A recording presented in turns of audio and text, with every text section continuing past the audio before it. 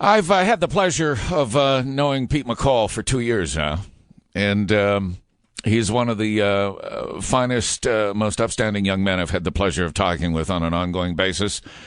But somehow I think that either as a player or as a coach, the toughest loss in his career came yesterday. Coach McCall, good morning to you. Good morning, Phil. Toughest day of your life? Oh, yeah, it's up there. It's up there for sure. Yeah, no kidding. So I appreciate you taking this call on this Monday morning, because there's a lot of people that love you, love your team, and a lot of people that left the Apple Bowl on Sunday saying, how the hell did that happen? Have you got any answers yet? Well, yeah, I've replayed that for about the last 12 hours. So, ultimately it was we made more mistakes than they did, and that's what cost us. That was the difference. And in the big games, that can't happen. And it's a team burden that we're all sharing, and it's tough. But Steve Schott's got to be probably, even though you're saying, listen, it isn't about you, it isn't about you, Steve Schott is probably making it about him. A couple of weeks ago, sets a Canadian junior football record for, 57, 58 yards, field goal, unbelievable kick. And yet yesterday, 5 field goals missed. That's 15 points. That's more than enough that it would have taken.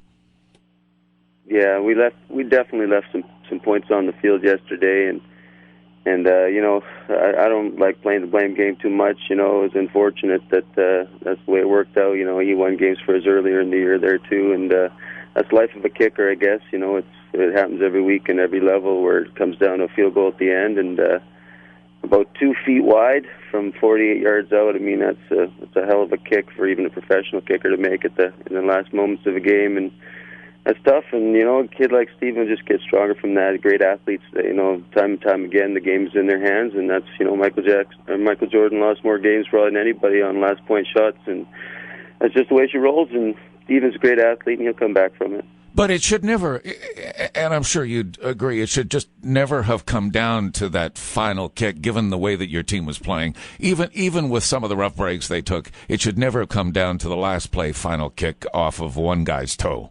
No, absolutely not. There were some critical penalties there near at the end of the game, and some momentum shifts that really cost us. And like I said, it's the team. It's always the team that makes the fewest mistakes, and we made far too many yesterday.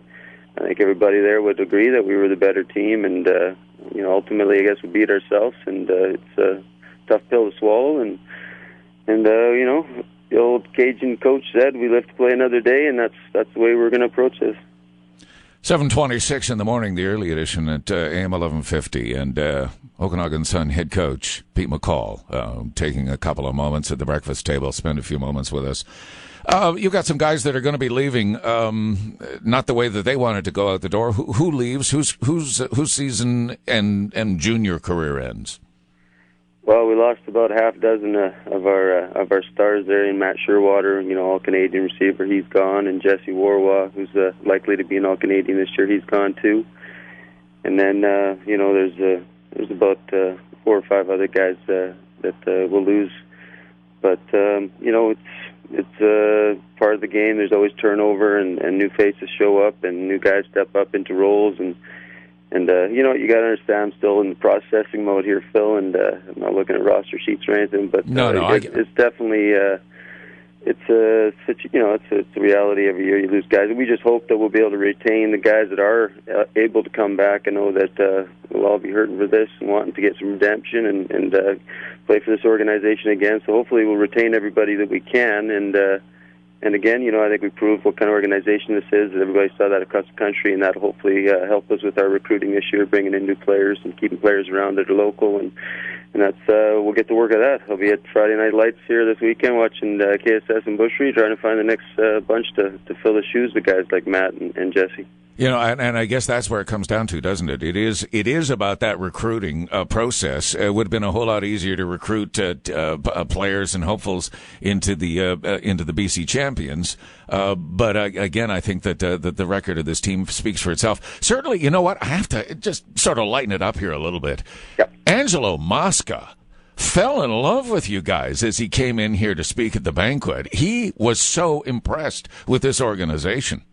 Yeah, we do it. We do all the little things here that a lot of organizations don't have the volunteers and support to be able to do. And yeah, from I've said it time and time again, from recruiting to equipment to training staff. I mean, we have just like any pro team would have, we have committed people like that. Largely volunteers doing this out of the love of this organization, and that's what makes the big difference there. And a guy like Angelo is going to see that. When you see how much time and effort and volunteering goes into this. It's done right, and I'm very proud to be a part of it. I know I'm just a small part of it, and unfortunately, I get to be coach of the year one week, and then the coach that lost the game the next week, and that's just I'll wear that on my shoulders. There, I got strong shoulders, and that's part of my job. I understand that, but this is the finest of junior organizations in the country. Yeah, no kidding. Do you go to school today? You going Yes, to class? Sir. Yep, back to the class. A little psych in the morning with the 11th graders. Yeah, well, you know what? It would be a little group therapy. I always tell them my story, so I'm sure they'll recognize that I don't have a beard this morning and that we're back to work and focusing on some personality. Coach, it has been a pleasure to have you join us on this radio show in the mornings, and I wish we had 2 more shows ahead of us, but you have yourself a great winter, and we'll look forward to talking to you come springtime. Hey, Phil, I just want to say thank you to you and to our city, all our fans that came out. They were out in full force yesterday, and it was a beautiful day. It was a tragic ending, but I'm sure everybody went out of there with the goosebumps and the feelings like, wow, what a day that was. And I thank everybody for that, and thank you for all your support. Hey, very quickly, Raiders, 2-time national champs. Do you think they're going to make it 3? They find ways to win. They're a fabulous team. I think they'll be a surprise if they don't. Yeah. All right.